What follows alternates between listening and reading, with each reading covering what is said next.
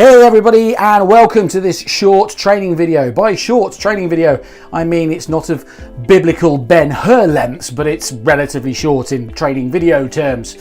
This video is about sales, and sales are the lifeblood of every single business across the world. Fact. Now, there are people that say they are very good at them, and there are people that say they're very bad at them. But actually, the people that think they're very bad at them are probably actually quite good at them. It's just they really don't have the confidence in them. So today, I'm going to share with you 6 tips, 6 steps to growing your sales. And actually, it's a damn sight easier than you ever thought. So, I'm Mark Ford, I am your best kept business secret, and let's talk about sales, baby. Let's talk about you and me. Let's talk about all the good things and the bad things that may be. Let's talk about sales. Let's talk about sales. Yeah, roll the credits. As I've already stated, sales are the lifeblood of every single business across the world. It doesn't matter how many statistics or Google things that you look up, that is a 100% guaranteed fact. Without sales, there is no business. Without sales, there is no money. It's as simple as that. Now, when it comes to burrowing down into sales, everybody thinks it's a black magic art, that some people are brilliant at it and some people are just downright crap at it. In fact, there's a little bit of truth in both of those things. But normally the people that think they're really bad at it just haven't really got the confidence in themselves to do it. And the ones that are really, really good at it, if you're watching this video, hopefully these steps will help you just brush up on what you're already really good at. So I'd like you to write down 5 letters. Get a piece of paper, write down these 5 letters. S, C, U, B, and A. Now I did say 6 steps. There's 5. And we'll come to the 6th at the very, very end, as you will already guess. But it involves the other 5 first. So let's talk about S. S stands for sales management. It talks about how you don't throw away your good leads. C, charisma. You have to show more of it to get more from your prospective customer or your prospective client. U stands for undermining, and that's undermining yourself. B stands for buyers matter, and A stands for ask.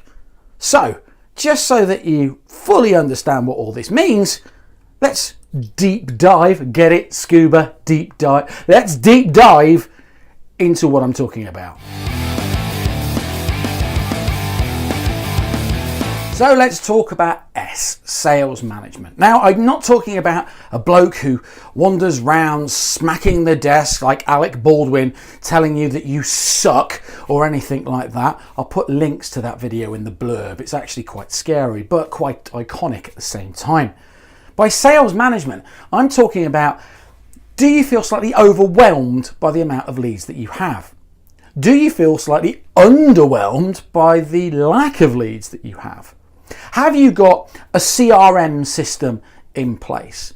And if you have got a CRM system in place, well done you. However, going old school works better. And the reason that I say that is because people can become anonymous.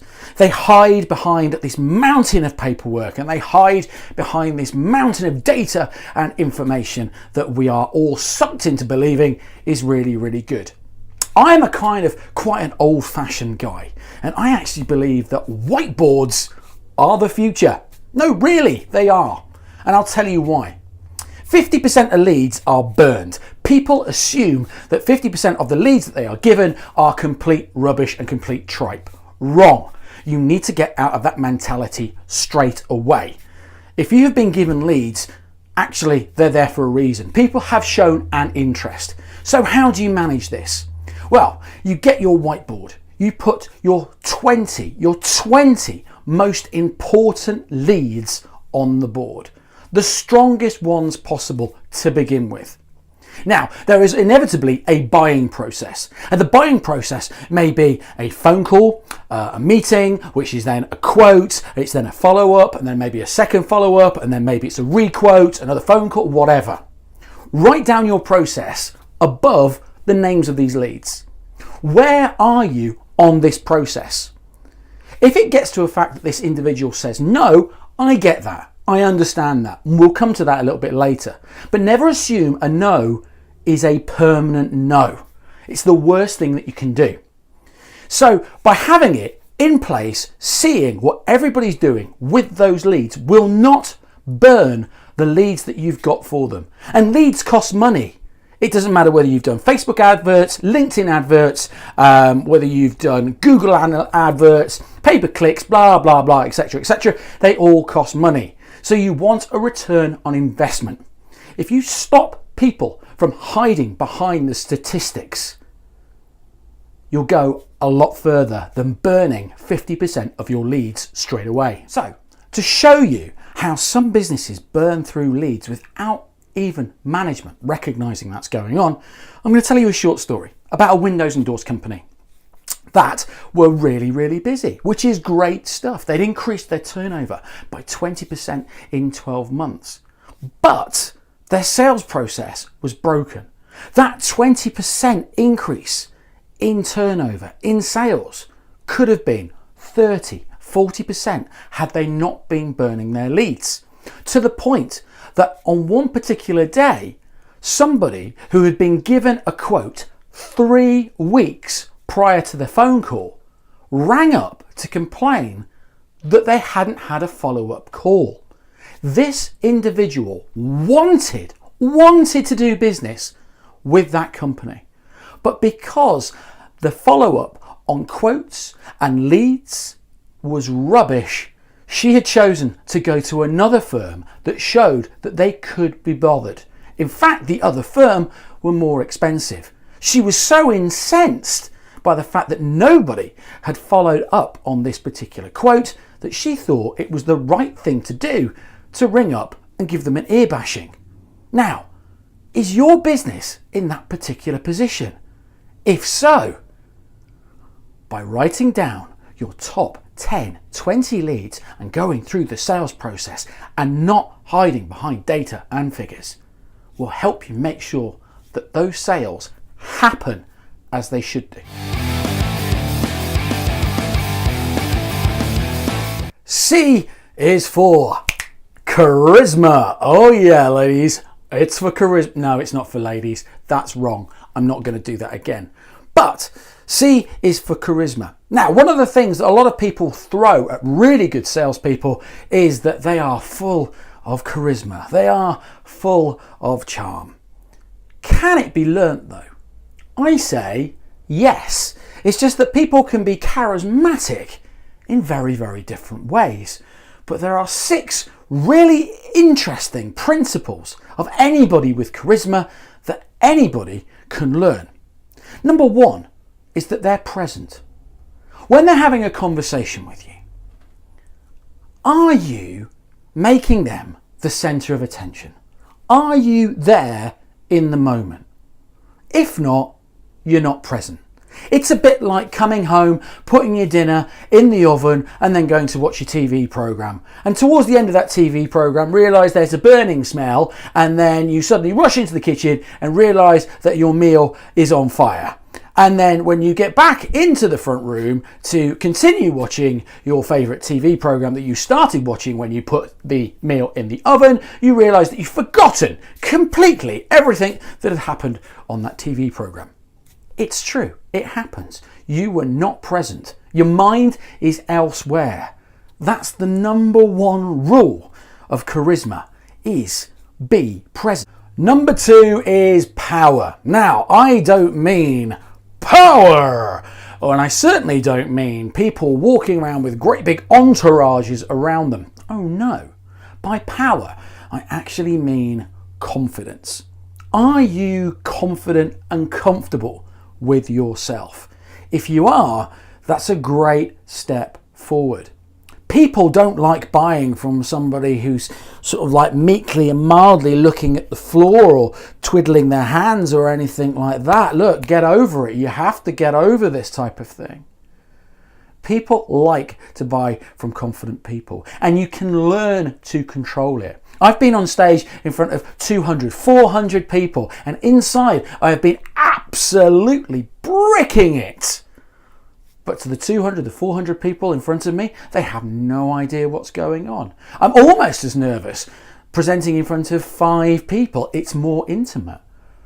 But I hide those nerves. I go to networking events. I've been to conferences.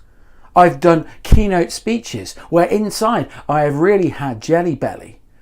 But I've learned to control those nerves. And nerves can be good. It heightens your senses. It gets you ready. It gets you pumped. So are you comfortable and confident in yourself? Number 3, warmth. Make people feel comfortable. It's really, really simple. If you make people feel awkward, they're never going to buy from you. So part of charisma is warmth, is making people feel comfortable, ignoring the negatives and extenuating their positives. Number 4, listening. Now, some don't think this has anything to do with charisma. I am telling you right here, right now, it has.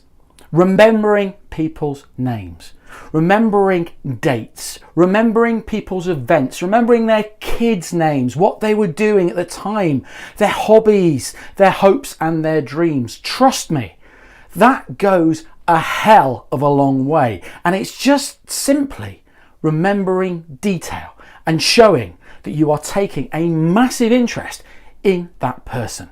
Number 5, talking. Now I know we've been talking about listening, but now I'm talking about talking. Use stories, use metaphors.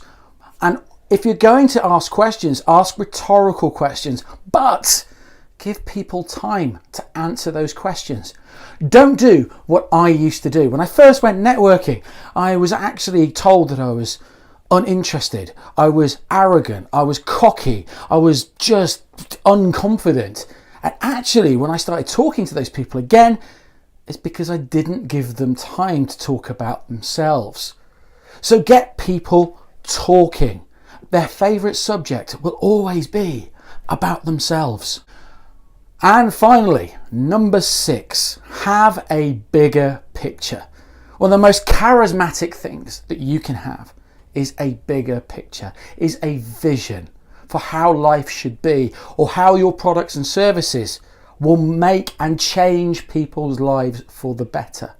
Talk to people about those visions. Talk to people about how they fit in to that vision and how they can fit in with your vision and make it truer and much more believable and brilliant. Okay, now let's talk about you. No, not you, but the letter U. It's about undermining yourself. Stop it. Stop undermining yourself. You see, as salespeople, what we tend to do is we tend to create objections. We tend to create problems in our heads before they've even materialized. And I will give you a great example about how us creating assumptions or creating problems is so relevant. I knew a business coach. A business coach got up and he stood up and he gave his 60 seconds pitch. And in his 60 seconds pitch, he turned around to people and said, I am really interested with working for businesses, or working with businesses, should I say, that have a turnover of over £1 million or have over 50 employees. Now, that was his 1-minute pitch. So everybody in the room knew exactly what he wanted from that networking event. He came up to he went up to this person and for 5 minutes told her how bloody brilliant he really was, how amazing he was, and how he could take this business and turn it into that business, and how he could increase their turnover, blah, blah, blah, blah. Then came the critical moment. He then turned round and said, what do you do? Before she could actually finish the words, I'm an acupuncturist, Easy for me to say, obviously. But before, before she could finish the words, I'm an acupuncturist, he did this. He walked away. He made an assumption. And actually, it was the wrong assumption. Simply because if he'd bothered asking, if he'd bothered listening, and if he'd bothered using anything that I've talked about in the video so far, he would have actually found out that her husband was the CEO of a company that had a £2 million turnover. What an arse. He made an assumption. Stop undermining yourself by coming up with assumptions and blockages and preconceived ideas before you get there. Now, as part of undermining yourself, I also want you to talk about yourself in a positive way, or grow to talk about yourself in a positive way. And this is about being credible or becoming credible. Now, we talk about relevant experience and expertise in particular fields. But what you should always try to do is strive, and I mean strive really hard, to be the number one expert in your field. It will attract the right customers and the right clients. You're going to use the power of testimonials. If you don't understand how powerful testimonials are, you really do need to read up on it. It's a very, very simple process of getting a really good testimonial and attracting those right customers and those right clients. Are you freely, and I mean, are you freely sharing advice and wisdom and showing that you have credibility, you have the knowledge that will help people in these situations? And who have you worked with that, to be perfectly honest, are quite a big deal? Don't be shy about it.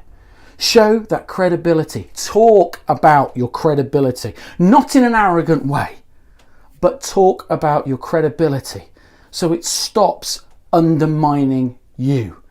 You'll actually be surprised how much head and shoulders you are above some of your competitors if you stop undermining yourself. Let's talk about B. B stands for buyers matter. Yes, the really important thing, the buyers. The biggest complaint that people talk about when they're being sold to is the fact that they're being sold to and you didn't shut the hell up to let them get a word in edgeways. Just think about it. What if it happened to you? What if somebody just continually spoke and talked and talked and talked at you when in fact you were already sold on the product or service? The next thing is actually about jargon, or jargon bollocks as I like to call it, because there is a lot of it out there. There are lots of abbreviations, there's lots of technical jargon that people really don't understand. One of the big things that you can remember, or should remember, is that if your buyer really matters, key driver to getting them across the line to say yes is that you talk to them in a language that they understand. You repeat their own words back to them. It's not rocket science. If they're talking to you about certain things, they want the answer to those certain things. So talk to them back using their own language and really driving home that you are completely on their side when it comes to solving their problems or their issues. A is for ask.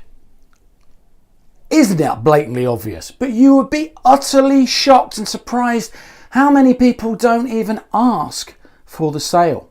Now, it may be there's a fear out there that people will say no. And if they do say no, well, do you know what? No is an opportunity to find out what you did wrong. Go back to asking the questions. Go back to finding out what the real, genuine reason is that they're saying no. Have you given them opportunities to say no previously? Have you understood the problem or the pain point? And are you giving them options? You see, it's very, very easy to just give one option. And if you give one option, it's incredibly easy for somebody to turn around and say, No. But if you give 3 options as an example, it's very difficult to say no 3 times unless you are completely way off. And even at the very end of this, if they do say no, do not write them off. Put them back into the process at some point. This may be a follow-up phone call. This may be a follow-up email. This may be a follow-up letter or another follow-up quote. Quite simply is that some people will not be prepared to buy on the day. They may need that little time to think, and that's not a bad thing. You'll see all the sales trainers saying that no, if you've answered all the questions, they will buy on the money. They won't. You don't know everybody's personal circumstances. You don't know whether they're under the thumb with the wife or the partner or whatever. You have no idea.